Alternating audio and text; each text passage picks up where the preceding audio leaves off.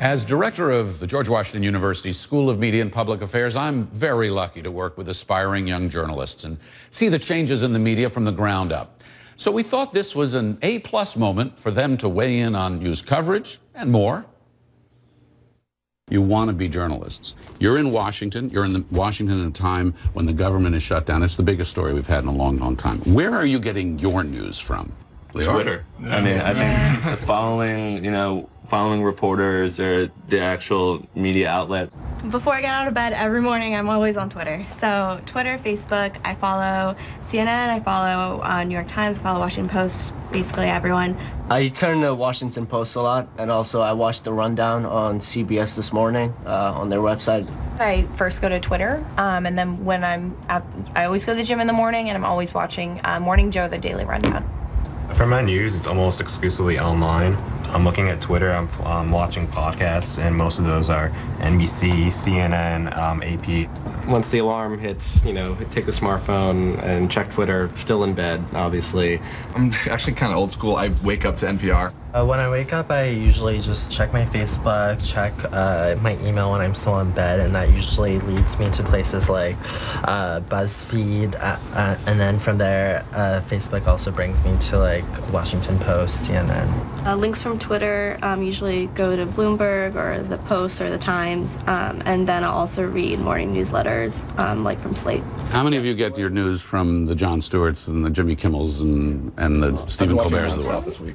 You're watching nonstop. Jon Stewart's been on fire. I wouldn't say that I get my news exclusively from Jon Stewart or exclusively from Colbert, but I mean, it's funny and it's, easy to watch while you're doing other things. I don't think most people go there to comedy as their main source of news. I think it's mostly people who have read and have an understanding and know what's going on, and then that's just supplemental to everything else.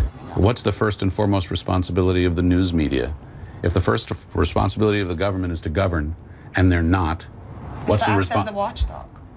Okay, that's easy to say. What does that mean? It's to hold the people who are responsible accountable for what they have failed to do. It's not the media's job to play the blame game too, though. The most that they can do is just provide the facts and let the people decide what they think is accurate. I think the role of the media is to inform everyone. And then if it involves holding people accountable, if that's how you get the information to inform everyone, then that's how you do it. But it's presenting them the facts and letting them make the decision. Who decides? Who's credible? Who's not? How do you cover these people? We shouldn't be giving senators and congressmen who are saying falsehood a line on the news. So like there are senators and congressmen who said, the Affordable Care Act is unconstitutional. Well, it is. The Supreme Court ruled that it's constitutional, and that's fine. So like you can't just like say these things because that's how you feel. If someone's going to blatantly say something that's incorrect on the news as an elected official, they should lose their access to the media. You shouldn't interview them again? No. Even if they're the ones who are orchestrating this whole thing? I wouldn't let them proselytize. Like I wouldn't use C-SPAN coverage of them just talking and be like, and from the opposition, this is what this is their valid point, because it's not. So would you not cover Ted Cruz? No. I think it's a reality. How could you not cover Ted Cruz? Yeah. I think that when you have someone who's going to stand up there for 21 hours and just continue to ramble and then eventually goes on Star Wars, you've made your point. Is it just because you disagree with him? As far as he's concerned, he's Mr. Smith Goes to Washington.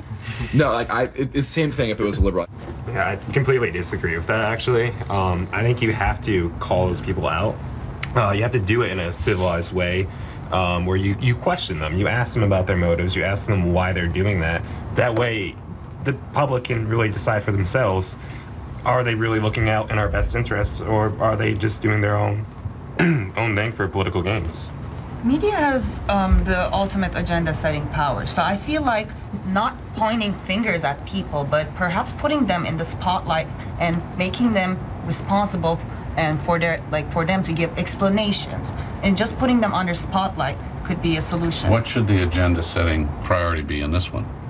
What should the media's agenda be? Why the government failed to govern? If you're at your local paper, you have to localize it. So you have to talk to the people in your community about how it's affecting them.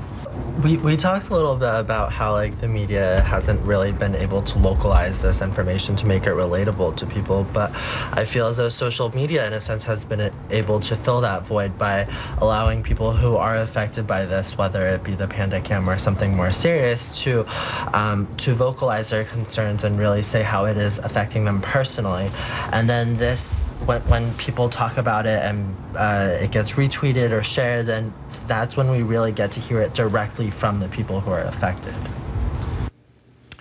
And there you have it, a future of news and a shred of hope. Order the latest blockbuster from Brent Bozell and Tim Graham, Collusion, How the Media Stole the 2012 Election and How to Stop Them from Doing It in 2016. Available in hardcover. A must-read for every true conservative. Order your copy now at MediaCollusion.com.